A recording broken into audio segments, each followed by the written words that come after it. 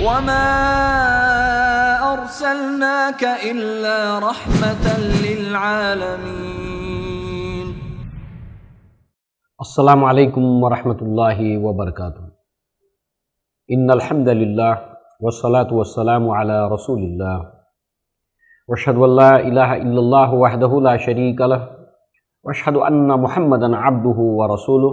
اما بعد، وقال اللہ تبارک وتعالی: لقد کان لکم فی رسول اللہ اسوۃ حسنہ لمن کان یرجو اللہ والیوم الآخر وذکر اللہ کثیرا. رب اشرح لی صدری ویسر لی امری واحلل عقدۃ من لسانی یفقہوا قولی.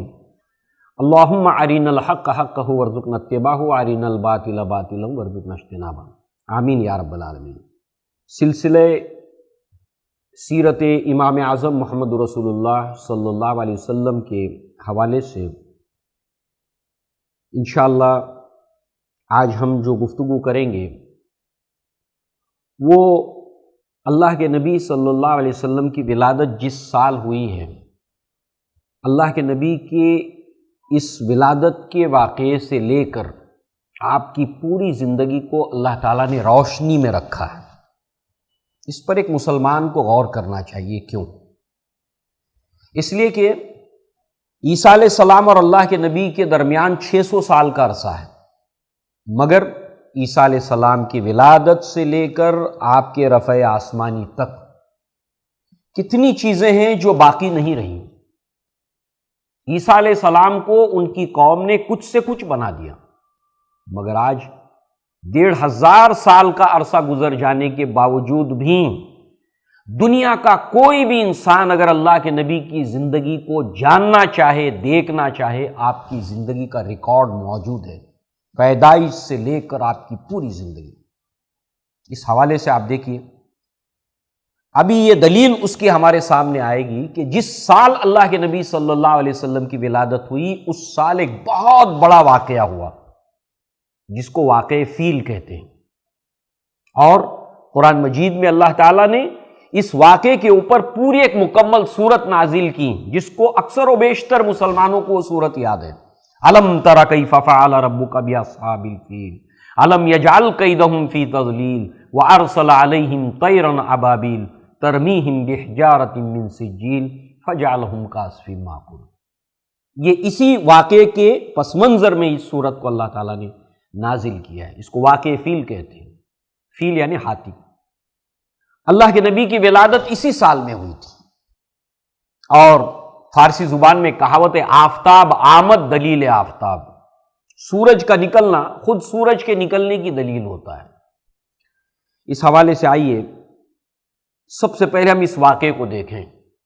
اس واقعے کو جو تاریخ اسلام میں بڑی اہمیت کا حامل ہے، عربوں کی تاریخ میں بڑی اہمیت کا حامل ہے، اس لیے کہ عربوں نے اس واقعے کے بعد اپنے تمام جو تاریخی واقعات ہیں اس کے حوالے سے یاد رکھنے شروع کیے.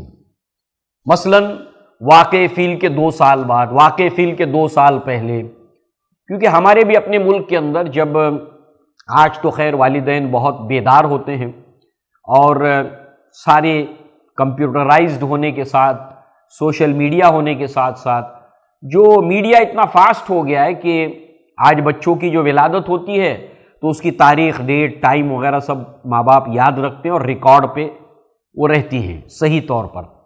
مگر پہلے کے زمانے میں یہ ہوتا تھا کہ بچے کو اسکول میں داخلہ کرنا ہے، پتہ ہی نہیں چل رہا 5 سال کا ہوا، 4 سال کا ہوا، تو پھر جو ہے وہ پوچھا جاتا تھا کہ بچہ کب پیدا ہوا تھا، تو ماں باپ یاد رکھتے تھے کہ وہ ایمرجنسی کا دور تھا، ایمرجنسی جب لگی تھی 2 مہینے بعد یہ پیدا ہوا تھا. تو ایسے واقعات سے یاد رکھا جاتا تھا. اسی طریقے سے عربوں کے اندر جو ہے وہ یہ واقعہ اتنا مشہور تھا کہ اس کے حوالے سے بہت سے واقعات کو یاد رکھا جاتا تھا. واقعہ فیل کے 2 سال بعد، واقعہ فیل کے 1 سال پہلے، 1 مہینے بعد.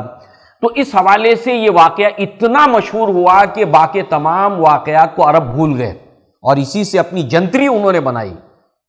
اور عمر بن الخطاب رضی اللہ عنہ کے زمانے میں بھی جب جنتری بننے کا وقت آیا اور مشورہ لیا گیا کہ کون سے واقعے سے اس کا آغاز کریں، تو یہ واقعہ بھی سامنے آیا تھا، واقعہ فیل کا.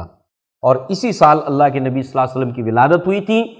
50 دن پہلے یا 55 دن پہلے، اس واقعے کے 50 یا 55 دن پہلے اللہ کے نبی صلی اللہ علیہ وسلم کی ولادت ہوئی تھی، سال سیم تھا۔ اس میں پوری دنیا میں کوئی اختلاف نہیں ہے، پوری دنیا میں کوئی اختلاف نہیں ہے کہ اللہ کے نبی کی ولادت واقع فیل میں ہوئی تھی، اور یہ 571 کا سال تھا، 571 عیسوی۔ لہذا اب یہ کیا ہے واقعہ اور اس کی بڑی اہمیت ہے۔ اللہ تعالیٰ نے اس صورت کے اندر اس کو سازش قرار دیا۔ الم یجعل کیدہم، کیا نہیں دیکھا کہ کس طرح اللہ تعالیٰ نے ان کی چال کو، ان کی کانسپیریسی کو، ان کے شڑینتر کو اللہ تعالیٰ نے بیکار اور ناکارہ کر دیا۔ بہت خطرناک شڑینتر اور چال چلی تھی ابراہہ نے۔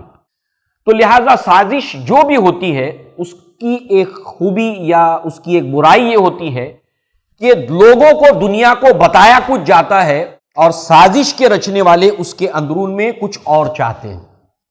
لہذا اس کی اسپرٹ کو ایک مومن کو ہمیشہ جاننا چاہیے کہ سازش ہوتی کیا ہے، اور اس سازش کے اندر کس طریقے سے اس کا ایک ظاہری پہلو ہوتا ہے اور اس کے مقاصد ہوتے ہیں، کسی سازش کو کیسے پہچانا جائے۔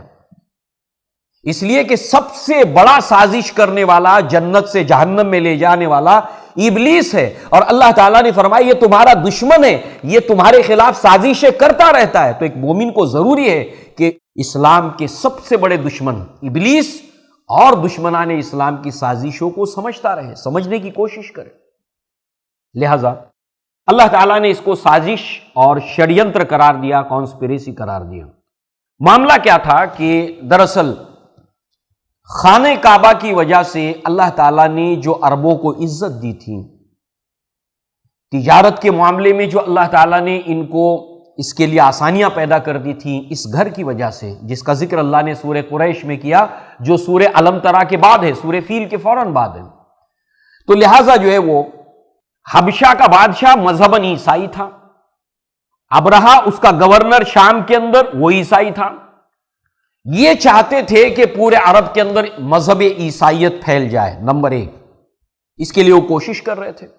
نمبر 2 یہ ہے کہ تمام عرب لوگ خانہ کعبہ کا حج کرنے کی بجائے وہ لوگ، سنا کے اندر اس نے ایک بہت بڑا کلیس یعنی گرجا بنایا، بہت بڑا کلیس، بہت بڑی عمارت کو کہتے ہیں کہ اگر اس کو دیکھا جائے اس کی ٹاپ کو، تو اگر سر پہ کسی نے پگڑی پہنی ہو تو گر جائے۔ اسی سے ہمارے یہاں پر اردو میں کلیسا کا لفظ آیا، کلیس، بہت بڑا کلیسا اس نے بنایا، یادگار، بہت خرچ کیا اس کے اوپر۔ مقصد یہی تھا، خانہ کعبہ کے پیرلل میں اس نے بنانے کی کوشش کی، یہ تھی سازش، اور تمام عربوں کو حج کے لیے خانہ کعبہ کی بجائے اس کو ڈائیورٹ کرنا مقصد تھا اس کلیسا کی جانب، اور اسی کے ساتھ ساتھ تجارت کے اوپر ان کا قبضہ ہو جائے، اسی کے ساتھ ساتھ پورے عرب کی عزت و شرف ان کو حاصل ہو جائے۔ یہ اصل مقصد تھا، اور اس مقصد کے لیے سب سے پہلے تو اس نے یہ عمارت عالیشان بنائی۔ بنانے کے بعد میں اس نے بہت کوشش کی کہ لوگ اس طرف آئیں، مگر اس کو جب کامیابی نہیں ملی تو اس کے بعد ایک واقعہ ہوتا ہے، ایک ایونٹ ہوتا ہے کہ کوئی عرب میں سے جوشیلا جوان جو ہے وہ اس کلیسا میں جا کے پائخانہ کر دیتا ہے۔ اب ظاہر سی بات ہے، ایک ایونٹ ہے، ایک واقعہ ہوا ہے۔ اب ہوتا کیا ہے کہ کوئی بھی سازش دشمن کی کب کامیاب ہوتی ہے؟ نمبر 1، جب انسان غیر ضروری طور پر جوش کا مظاہرہ کرے اور ہوش کو چھوڑ کر، بلکہ بعضی دفعہ سازش کرنے والے آپ کو مشتعل کرتے ہیں، آپ کو جوش دلاتے کہ آپ ایسی غلط حرکت کر جائیں، مگر جو جوش کے اندر اپنا ہوش کھو دیتے ہیں وہ اس بات کی طرف سوچ نہیں پاتے غصے میں کہ اس کا جو نتیجہ ہے، اس کا جو اثر ہے، نقصان کی صورت میں کہاں تک جا سکتا ہے، وہ سوچنے سے قاصر رہتے ہیں، کیونکہ ان کے جوش اور جذبے نے انہیں اندھا کر دیا ہوتا ہے۔ دوسرے یہ ہے کہ کسی سازش کے اندر اسی قوم کے افراد کو شعوری طور پر اس سازش میں ملا لیا جاتا ہے، چونکہ سازش جس قوم کے خلاف ہے اسی قوم کا کوئی آدمی چاہیے، بلیک شپس جس کو آپ کہتے ہیں، تو یہ کبھی خود رضاکارانہ طور پر اس سازش کا بھی حصہ بن جاتے ہیں، یا کبھی نادانی کے اندر ان کی سازش کا حصہ ہو جاتے ہیں۔ لہذا اس حوالے سے آپ دیکھیے کہ ایک نوجوان نے اس کے اندر جا کر پیخانہ کر دیا، اب اس کو جواز بنا کر، اس کو بہانہ بنا کر اس نے خانہ کعبہ کو ڈھانے کا ارادہ کیا۔ اصل مقصد، اصل سازش کیا تھی، اس کو ہم نے سنا۔ اب ظاہر سی بات ہے کہ اس کے اس پلان کے مطابق، اس سازش کے مطابق، جب تک کہ وہ خانہ کعبہ کو ڈھائے گا نہیں، لوگ ادھر آئیں گے نہیں، تو لہٰذا اس کو جواز بنا کر اس نے جو ہے وہ خانہ کعبہ کو ڈھانے کا ارادہ کیا، اور 60,000 کا لشکر تیار کیا، جس کے اندر ہاتھیوں کو اس نے شامل کیا۔ اور اس زمانے میں جس بھی فوج کے اندر ہاتھی ہوتے تھے، اس کا مطلب یہ ہے کہ یہ سپریم پاور ہونے کی علامت ہوتا تھا، بہت بڑی طاقت ہونے کی علامت ہوتا تھا۔ اور اس طریقے سے اس نے اپنے اس ناپاک ارادے کو لے کر جو ہے وہ مکہ کی طرف جو ہے وہ اس نے ارادہ کیا آگے بڑھنے کا، اور خانہ کعبہ کو، اللہ کے گھر کو ڈھانے کا۔ لہذا اللہ تبارک و تعالیٰ نے قرآن مجید کے اندر ایسی تمام جو بھی سازشیں اسلام کے خلاف کی جاتی ہیں، اللہ تعالیٰ نے اس کے اندر رہنمائیاں کی ہیں کہ ایک مسلمان کس طرح سے، کسی بھی طرح سے اسلام اور مسلمانوں کے خلاف ہونے والی سازش کو کیسے سمجھے اور اس کو کامیاب نہ ہونے دے۔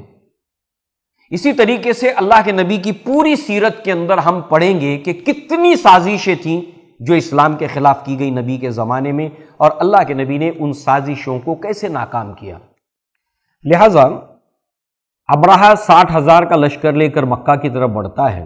آج جب وہ طائف سے گزرتا ہے تو بنو ثقیف ابرہہ کا تعاون کرنے کا اس کے سامنے آفر رکھتے ہیں کہ آپ ہمارے کسی بت کو، بت خانے کو نقصان نہ پہنچاؤ، اور ہم اس کے عوض میں آپ کا تعاون کریں گے، آپ کو کوآپریٹ کریں گے، اور اس کے لیے آپ کو رہنمائی کرنے کے لیے ہم اپنا ایک شخص دیں گے۔ اور انہوں نے ابو رغال نامی شخص کو جو ہے وہ ابرہہ کے فوج کے ساتھ میں کر دیا کہ وہ مکہ تک رہنمائی کریں اور راستہ دکھائیں۔ لہذا مکہ سے 3 کوس کے فاصلے کے اوپر، جب وہ مکہ سے 3 کوس کے فاصلے دور تھا ابرہہ کا لشکر، اس مقام کے اوپر ابو رغال کا جو ہے وہ انتقال ہو جاتا ہے، وہ مر جاتا ہے۔ لہذا اس کی قبر کے اوپر عرب کئی سالوں تک جو ہے وہ پتھر مارتے تھے کہ یہ ہے وہ شخص جس نے اللہ تبارک و تعالیٰ کے گھر کو ڈھانے کے لیے ابرہہ کی رہنمائی کی تھی، اس کو راستہ دکھایا تھا۔ لہذا جو ہے وہ یہاں پر ایک اور اعتدال کا جو نقطہ ہے وہ یہ ہے کہ ایک مسلمان کو ہمیشہ اس کے اوپر توجہ دینی چاہیے کہ بنو ثقیف کے ایک سردار نے غلط قدم اٹھایا تھا، اور اس کا ساتھ دینے کے لیے ایک شخص تیار ہوا تھا۔ اب ایسی صورت میں پوری کے پوری قوم کو اس کے جو ہے وہ جرم کا مرتکب قرار دینا، یہ سوچ جو ہے وہ غلط ہے۔ اس لیے کہ آپ دیکھیے کہ اللہ کے نبی صلی اللہ علیہ وسلم جب طائف دعوت لے کے پہنچتے، اسی طائف کے اندر، تو وہاں پر جو کچھ آپ کے ساتھ ہوتا ہے، ملک الجبال جو ہے وہ حاضر ہوتے ہیں اور کہتے ہیں ہم اللہ تعالیٰ کے حکم سے ہیں، لہٰذا جو ہے وہ آپ ہمیں حکم دیں، ہم اس بستی کو پہاڑوں کے درمیان میں پیس ڈالیں۔ مگر اللہ کے نبی کہتے ہیں کہ نہیں، کیا عجب کہ اللہ تعالیٰ ان کی نسلوں کے اندر ایسے لوگوں کو اٹھائے گا جو میرے پیغام کو قبول کریں، اور ایسا ہوا۔ محمد بن قاسم فاتح کی حیثیت سے ہندوستان میں داخل ہوئے، آپ کا تعلق طائف بنو ثقیف سے تھا۔ حکم ابن معاذ اور ان کے بھائی ہندوستان کے اندر صحابہ کرام میں سے ہیں جو ہندوستان کے اندر، جنوبی ہندوستان کے اندر اسلام کے پیغام کو لے کر پہنچے، ان کا تعلق اسی طائف سے تھا۔ تو بہرحال جو ہے وہ یہاں پر اہل عرب کئی سالوں تک بنو ثقیف کو تانا دیتے رہے کہ انہوں نے ابرہہ کا ساتھ دیا تھا۔ بہرحال اس سفر کے دوران جب ابرہہ اپنے لشکر کے ساتھ المغمس اس مقام کے اوپر پہنچا، تو یہاں پر جو ہے وہ اس نے اپنے ہراول دستے کو، جو اگلا دستہ ہے، اس کو آگے بھیج کر جو ہے وہ اس نے بحر احمر سے متصل علاقہ اہل تہامہ، اس مقام کے اوپر لوٹ مار مچانے کا حکم دیا۔ اور اس لوٹ مار کا مقصد یہ تھا کہ خوف کا ماحول پیدا کرنا، تاکہ اس کے ذریعے سے لوگ صرف اپنی جان مال عزت آبرو بچانے کی فکر کریں اور اللہ کے گھر کی طرف سے ان کی توجہ ہٹ جائے۔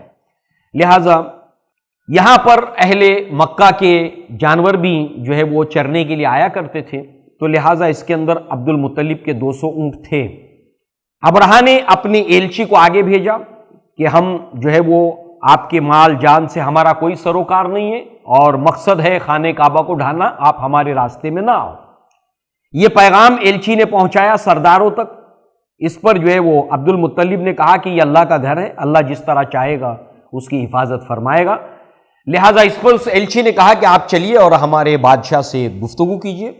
اور اس کے بعد جو ہے وہ ابرہہ کی اور عبد المطلب کی گفتگو ہوتی ہے۔ ابرہہ عبد المطلب کی شخصیت سے، پرسنالٹی سے اتنا امپریس ہوتا ہے کہ اپنے تخت کو چھوڑ کر نیچے اترتا ہے اور ساتھ میں ہو کر بیٹھ جاتا ہے اور کہتا ہے کہ آپ کیا چاہتے ہو؟ کہا کہ میرے جو اونٹ ہے وہ مجھے لوٹا دو۔ ابرہہ کہتا ہے کہ آپ اونٹوں کا مطالبہ کرتے ہو جبکہ میں اس تمہارے آبائی دین کے گھر کو ڈھانے کے لیے آیا ہوں۔ اس جملے کے اندر وہ اس بات کو چیک کرنا چاہتا تھا کہ جس کام کو وہ کرنا چاہتا ہے اس کے خلاف کوئی ریٹیلیشن ہوگا، کوئی رد عمل ہوگا، یہ چیک کرنے کے لیے اس نے سوال پوچھا۔ اس پر عبد المطلب نے بھی جو جواب ہے وہ بہت ہی جو ہے وہ خانہ کعبہ کی حفاظت والا ہی جواب ہے۔